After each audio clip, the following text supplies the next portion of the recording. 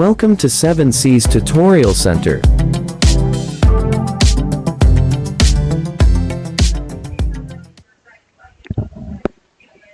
Magpadayon ta karon sa atong pagtuon diri sa atuang Microsoft Excel step-by-step tutorial diri sa 7C's Tutorial Center. Nalata sa activity 13.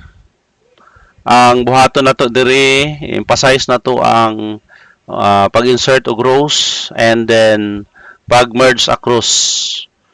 So ato ning ibalik-balik kay importante kay na siya, no? Labi na kaning merge across nga dili kay ni familiar sa uban nga naggamit og Microsoft Excel, no? Ang ilaha kanang merge cells, no? Merge and center. So ang merge across namang gyud siya katuyuan. So karon atong abrihon ang atong activity number 12. Atong gamiton ang atuang activity number 12. Okay. So kani siya mao ni ang atuang activity number 12. Okay, so ato sa ning i-save kay wala pa man dai nato ni na-save dito sa ato ang Excel files mo natong ibuhat kaganiha. So i-save sa nato ang ato ang activity 12. Okay, then save na dayon ta. Dayon ato ni siyang gamiton para sa ato ang activity 13. So pwede ta mag-save as daan para di ta matigulaan ani. I-save as nato daan ni siya og activity 13. Okay, so nana tay activity 13 daan. Kaya ron ini kauman nato ning activity, mag-save na lang ta. So kung magbuhat ta og mag-layout ta sa Microsoft Excel, labi na kung mga table-table, wata kay balo kung pila ka columns ang atong gamiton. So unahon nato pag-plaster ang ato ang table. Pagka-plaster na sa itong table, pwede na dito mag-insert sa ito ang heading. So, pananglitan, ato ning butangan og heading. So, butangan nato ni siya, wala na tayo area kataypan sa ibabaw kay naman ta sa ruan. Ang buhaton nato karon mag-insert ta. So, ipon lang nato kung pila ka rows ang atong i-insert. So, ang insert na to karon, mugamit ta akong ipon ha. 1, 2, 3, 4, 5, 6. Kinahanglan tag unom ka rows. So kung nanginahanglan tag unom ka rows, ang buhaton na to, i-highlight lang nato ning unom. 1, 2, 3, 4, 5, 6. Kana. Just right click, diretso dire skilled, right click lang, insert. Okay, so nana mo area inyong kataypan. Dayon i-type na lang dayon nato ang gusto nato ibutang pananglitan.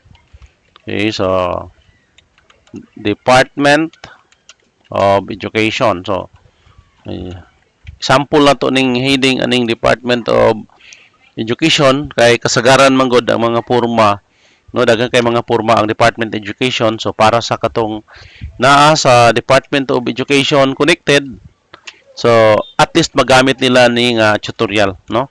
Ako ning gi-design para at least dili pod sila magkalisod, no? Kamo nga nasa Department of Education na amoy guide kung unsaon ninyo. Okay? So Sambuanga. Kay dili man tanan good kabalo, no? Dili tanan dili man ingon sa dili makabalo, pwede ra man gid ni buhaton ninyo. Pero ang uban wala naka-familiar ani. So mas maayo tong kung naay medyo dali, mo inyong gamiton. Mo inyong buhaton. Okay, so sa Region 9 sa Zamboanga Peninsula. Okay.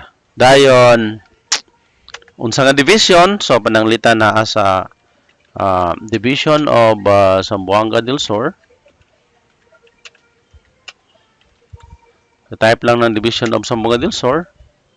And then pananglitan na ani sa unsa na nga eskwelahan. Pananglitan na sa Sebastian. Butang ta lang sa Sebastian Lubitanya, Lubitanya. Ya inye man. So kung magkuan day mo inye, kung naamoy numeric sa inyong keyboard, Ha? So control unsa man ni siya?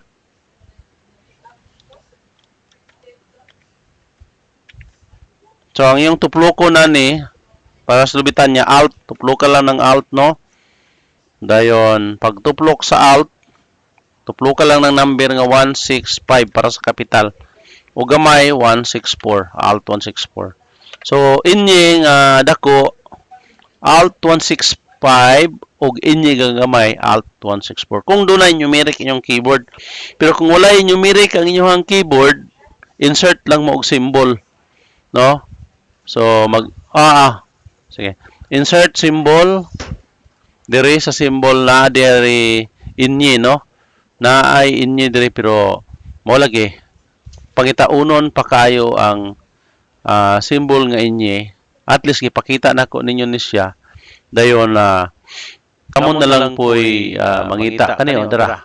So kani inyi, pwede ra na i-insert ninyo. At least napakita nako ninyo pwede ra dito mag-insert og symbol kung wala gyud mo'y numeric sa inyong keyboard. So inig-insert, balik ko na to kay problema ra ba po ni usahay, mabalot ang pangita ni. So naay inye, tuplokon lang ninyo, then insert na diha sa symbol, then i-close ninyo na. Na dayon inyo na duha. So kani Lobitanya man. Kani Sebastian Lobitanya Elementary School. Pananglitan lang ni siya. Dayon ang diri sa ubos pananglitan og pirmahan ni sa naghimo de butangan po nato ngalan. Rolando L. Cayetano. Ato ning example ng ngalan ni Rolando Cayetano. Kinsa kaning tawhanan ni Rolando L. Cayetano. Dayon, okay, butangan nato na siya og iyahang posisyon diha. Unsa kani iyahang buhat-buhataan ni, no? Unsa ni siya in charge. In charge na to lang na. In charge na siya school, unsa ka na siya, no? Or kung ana lang diretso na lang nato na iyahan na lang hindi ta maglibog. Okay, teacher 1. Teacher 1 ana lang para di ta maglibog kay kani time in time out attendance sa man dining niya.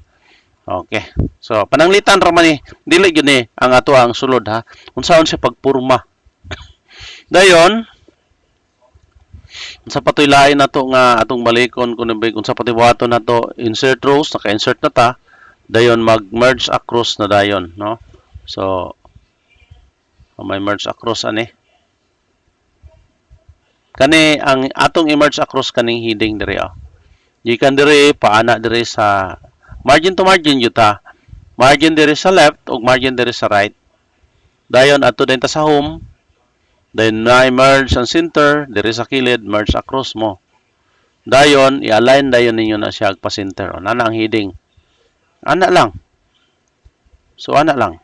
Dayon kani po diri i-highlight po diri padulong ra po diri sa margin to margin, merge across gihapon na siya diri center. So napurma na, no? Napurma na then gusto mong ibutang gyud kaning niya siya, ibutang yun ninyo dinhi. So, pwede ra po na ninyo o inyo nang i-highlight ng duha. Kay, kinanglan magduha dire. Right click. Insert. Okay. Sangko na dire, Okay na. Butangan ninyo og underline. Pwede po na butang underline ang ngalan. Bold para kuon gamay. Wala na. Purma na. Pwede na siya mapirmahan. So, inana ra siya. No? Magtrabaho ta. Ingon na naon ra gyud nato. Sao na to na pag-adjust, dali ra kayo, no, ang pag-adjust dire sa Microsoft Excel. Kung gusto na to, no, dali ra kayo kung kabalo lang yun ta. Dayon naapay problema kanin dire, kaya naman dire ang in ug out unsaon man nato ni karon, ato na po ning i-highlight, then merge and center lang. Okay, na kaning 6 i-merge and center lang po nato ni. No, di man ta ka insert kog table ani, di ta ka draw table. So kana na tungod na siya diha. Then kani pod dayon ato ning padako-dako og jutay bold padako-dako na to ng heading. So mao na siya. Yung nanaon na to, no, pag layout, nanaon. Oh, dali ra kayo. So karon ato na dai ning i-save kay naka-save activity 13 naman na naka-save na daan o truhon na lang natong save para ma-update. Og daghan kayong salamat og hantod sa sunod natong panag-uban sa ato ang sunod nga activity. Ato na po dayon ta sunod sa activity 14, no? So alang atong wala pa gusto maka-cut-on jud aning Microsoft Excel, nya wala pa nakasugod. So pwede ninyo balikan tung wala ninyo ng buhat na diha sa atong description box, na diha ang activity 1 taman sa activity 12.